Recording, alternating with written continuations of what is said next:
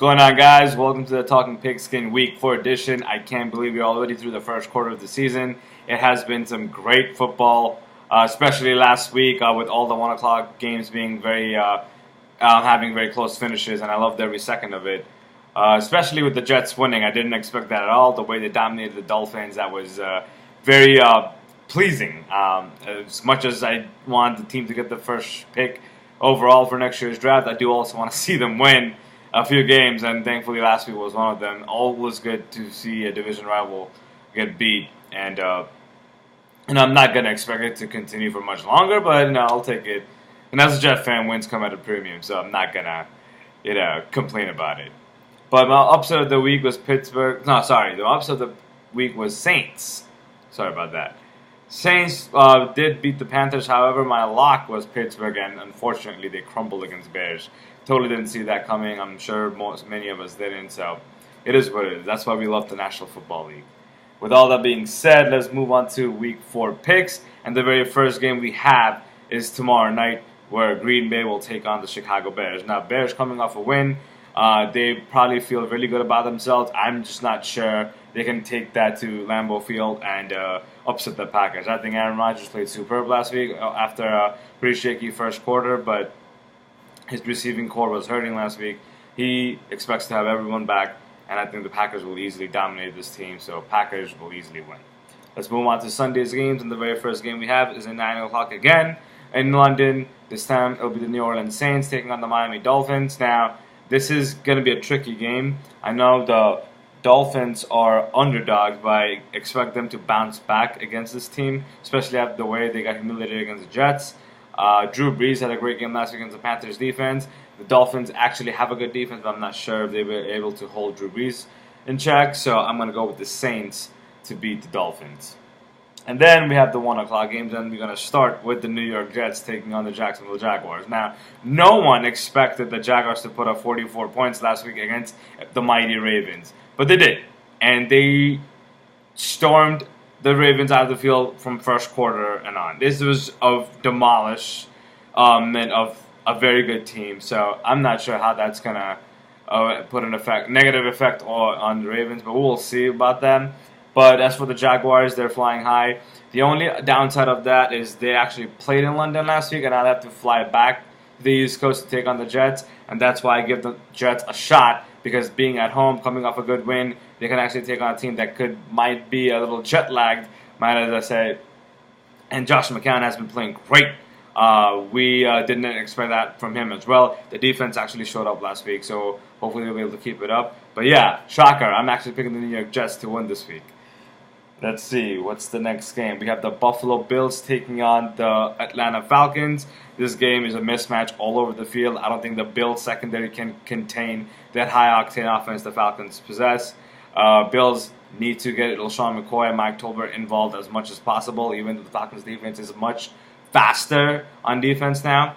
The Bills can only chew clock as much as possible because you want to keep Matt Ryan on the sideline. With all that being said, the Falcons' offense, like they showed last week in Detroit, they're just too damn good to be contained. So I'm going to take the Falcons at home to beat the Bills. Moving on to rivalry game, we have a Pittsburgh Steelers going on to Baltimore take on the Ravens. Now the Ravens have issues going on. I'm not sure what happened last week. As I previously stated, the Jaguars demolished them. I don't expect that this week. Pittsburgh coming off a loss against the Bears. They're also very ticked off. Division game. These games are usually very close, but I'm going to give the edge to Pittsburgh only because they have a much high-powered offense as opposed to Joe Flacco and company. Defensively, the Ravens are better, but I don't think they'll be able to contain Antonio Brown all day long. So let's go with the Steelers to win that game. Moving on to the Cincinnati Bengals and Cleveland Browns. The Bengals came this close to upset the Green Bay Packers.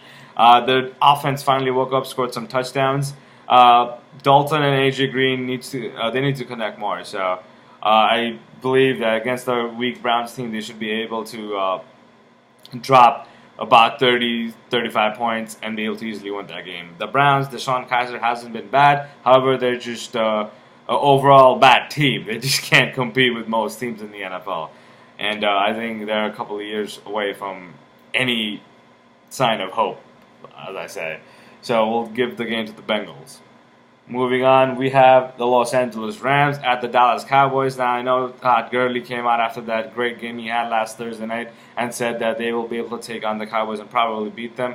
I don't see it that way. The Cowboys' defense looked great last week, especially DeMarcus Lawrence. He was all over the field. I expect that to continue. As for the Cowboys' offense, Dak Prescott is increasing his Pro Bowl level every single day. He's such a good quarterback. Zeke didn't do much last week, but I'm sure he'll be heavily involved in this game. The Rams have a good defense. Jared Goff has been looking good. That goes to show you what an offensive coach can do. Sean McVay has been putting in great work with him. The Rams' offense actually isn't too bad. So I expect this to be a great game, but I think Cowboys at the end will pull it off. Moving on to Detroit Lions and Minnesota Vikings. Now this game is tricky because the Lions got they got cheated, but in reality, if you look at the rule, if the knee is down and you touch and you didn't break the goal line, you can't give that play. So yeah, as a Lion fan, I'll be upset, but the rule is the rule. As for the Vikings, Case Keenum looked like Sam Bradford-ish last week, which is odd to say, but I didn't expect the Buccaneers to fold like that. So Vikings offense actually looked pretty good with Keenum, but that defense will be able to hold Stafford somewhat in check, but not sure how bad. I'm going to give the Lions victory on the road because there's the way they lost. I think they're going to come out firing and take down the Vikings. Moving on to Carolina Panthers traveling to Foxborough to take on the Patriots. Tom Brady showed again all of us last week that why he's one of the best ever to do this. That last touchdown drive was just spectacular to watch. It's funny, I benched Brandon Cooks for the first time this year in fantasy, and look, he had a great game. So probably I should just continue benching him for you Patriot fans so he can continue to be great. As for the Panthers, their offense looked very bad last week. Cam Newton does not look himself. I don't know what's going on there, but they need to turn that around. I just don't think they can turn it around against Tom Brady and company. Patriots easily will win this at home. Moving on to the 4 o'clock games, and the first game we have is San Francisco 49ers taking on the Cardinals. Now, the Cardinals, I don't know why they're in this state, but they should be much better than their record. 1-2 does not show the Cardinals' power. They should be much better than that. Taking on the 49ers is I think they're getting the 49ers a very good time. They can bounce back. The Niners had a great game last week offensively, but on defense, they just couldn't stop anyone. So I believe the Cardinals can easily bounce back and take them down. Moving on to the Philadelphia Eagles, traveling to Los Angeles to take on the Chargers. The Chargers need to win this game. At 0-3, you cannot fall behind in this division, an AFC West division where everybody is balling. As for the Eagles, that 61-yard field goal by the rookie kicker, don't ever expect to happen. That was a once-in-a-lifetime thing to me. Good for him. I felt great for the guy, but I don't see that happening anytime soon. Maybe Young Hoku from the Chargers can take a lesson or two from him. But as for the game itself, I think the Chargers are in desperate mode. I think Philip Rivers will come out firing, and they'll be able to pull this one out against the Eagles. Moving on to the New York Giants at the Tampa Bay Buccaneers, another desperation game. But I think the New York Giants will probably win this game, only because at 0-3, this team is not looking so hot. And NFC East, you never know. If you fall behind, it might be a long day for you. So I think they'll beat the Buccaneers. Jameis Winston didn't have a great game last week, but I expect him to bounce back. But I think Eli and company will have a very good game. Odell needs to tone it down. As I said in my previous videos, that guy needs to check himself. He's too much of a showboat. He needs to focus on the game more, and hopefully he'll be able to do that. And I'm picking the Giants to win this on Sunday. Moving on to Oakland Raiders traveling to Denver to take on the Broncos. Now, going to Mile High, the game is automatically going to be hard. You cannot pass against that secondary. No-fly zone, I believe that's what it's called. When you take them out of Mile High, they're average, as you saw Tyrod Taylor put in numbers against them last week at Buffalo. But in Denver, they're a different animal. Derek Carr had one of the worst games of his career last week against the Redskins Sunday night, and I did pick the Redskins to win that game, by the way. So, yeah. I think the Raiders will have a little rough patch here just because it's just the wrong place, wrong time for them. I think the Broncos will bounce back and take down the Raiders. Raiders will be fine in the long run. It's just that the defense needs work. The defensively, they're not very good. So hopefully they can turn that around. Moving on to Sunday Night Football, we have the Indianapolis Colts traveling to the Seattle Seahawks. unless Andrew Luck is starting this game, there's nothing to be discussed here. I think Seattle would dominate this team. I think they're favored by almost 2 touchdowns. Russell Wilson and company will demolish them. They're angry after what happened in Tennessee last week. The Colts looked good in their win. Jacoby Brissett played very well, but going to CenturyLink on a Sunday night primetime stage, I don't give them a shot. Let's go with the Seahawks easily. I'll also have them as lock of the week. Moving on to Monday Night Football, we have the Washington Redskins traveling to Kansas City Chiefs. This is going to be one of the best games of the week. I expect Kirk Cousins and Alex Smith to duel it out. Both defense are good.